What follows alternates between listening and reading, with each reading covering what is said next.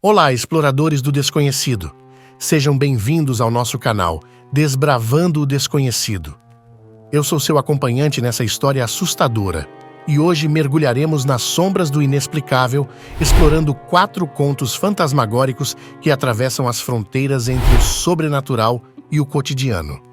Preparem-se para serem cativados por retratos assombrados, eco de estrondos inexplicáveis e até mesmo encontros noturnos em cemitérios misteriosos. Mas antes de mergulharmos nessas narrativas arrepiantes, gostaríamos de convidar você a se juntar à nossa comunidade. Inscreva-se, dê um like e compartilhe este vídeo para nos ajudar a desbravar ainda mais no Desbravando o Desconhecido.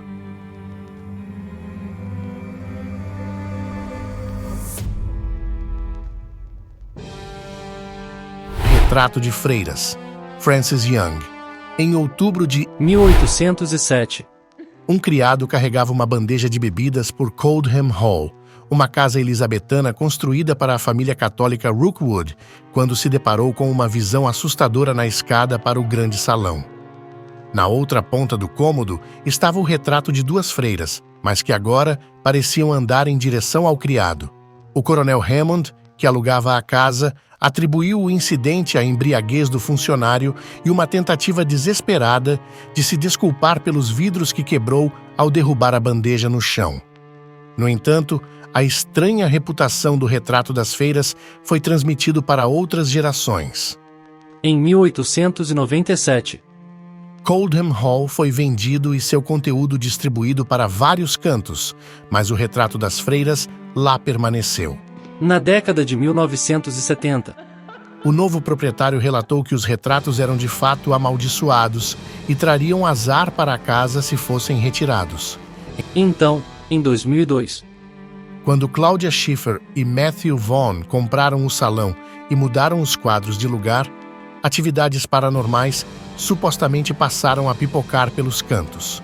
O caso é tão intrigante que inspirou Frances Young a escrever um livro inteiro sobre as respostas dos católicos ingleses aos fenômenos sobrenaturais.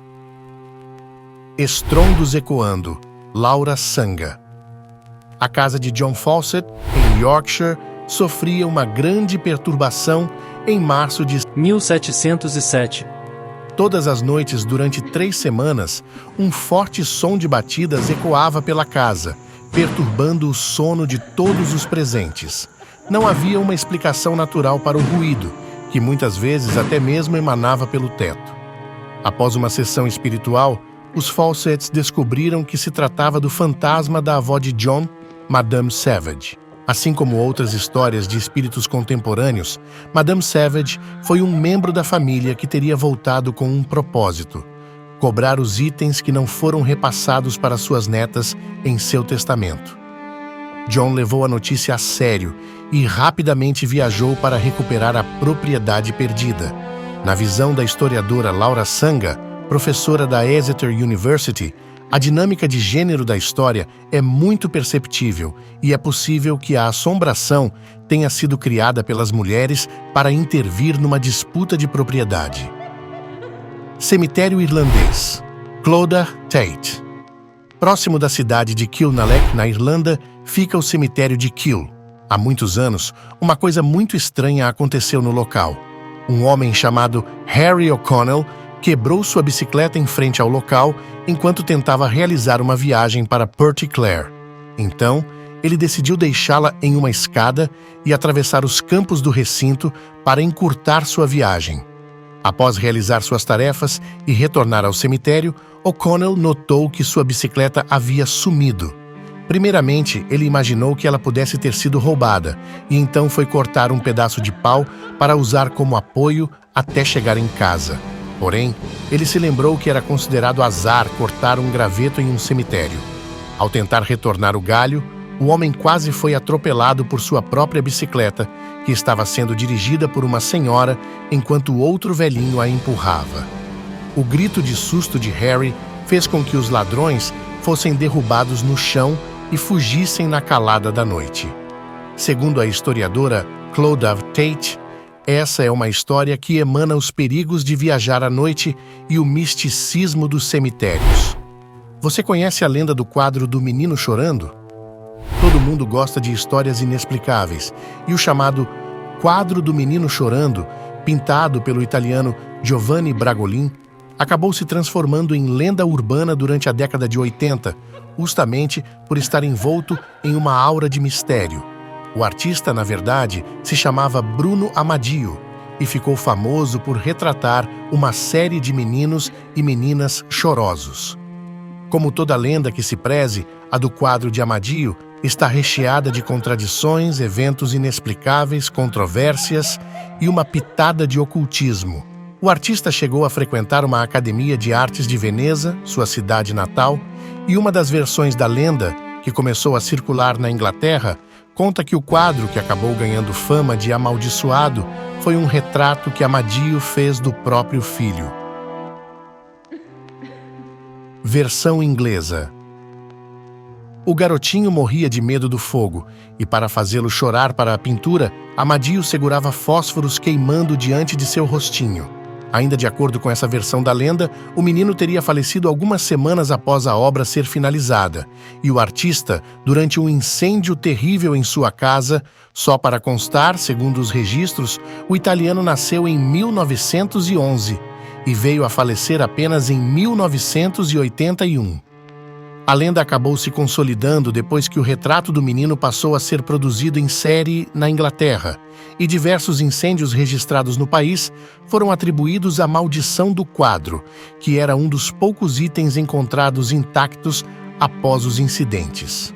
Um conhecido tabloide britânico chegou a publicar um extenso artigo sobre investigações relacionadas à pintura e, inclusive, foram organizadas campanhas públicas para destruir as figuras.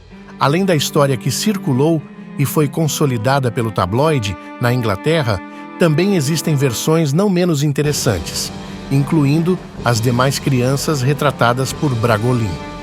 Uma delas conta que o pintor, passando por dificuldades ao não conseguir vender seus quadros, decidiu fazer um pacto com o diabo. No entanto, em vez de oferecer a própria alma no negócio, o artista teria vendido as dos compradores de suas pinturas. Espertinho. Outra versão conta que as pinturas contariam com várias mensagens subliminares e algumas das crianças retratadas apareceriam com as pupilas dilatadas. O pintor, inclusive, teria confessado que a causa disso era que os pequenos estariam mortos e que eram crianças reais que haviam sido abduzidas para serem entregues ao demônio. Existe ainda a história de que Bragolin, depois de fugir da Itália para a Espanha durante a guerra, teria usado como modelos as crianças que viviam em um orfanato local que foi, adivinhe, destruído algum tempo depois em um terrível incêndio.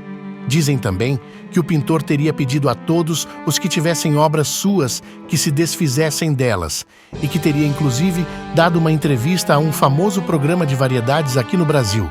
Agradecemos a todos que ousaram nos acompanhar até aqui. Se ainda não teve coragem de se inscrever, clique no botão abaixo, deixe seu like e compartilhe este vídeo, pois a jornada pelo desconhecido está longe de terminar. Com isso, encerramos mais um episódio de Desbravando o Desconhecido. Mas lembre-se, às vezes é na escuridão que os verdadeiros mistérios se revelam. Até a próxima, exploradores destemidos, e que a coragem esteja sempre ao seu lado. Até a próxima.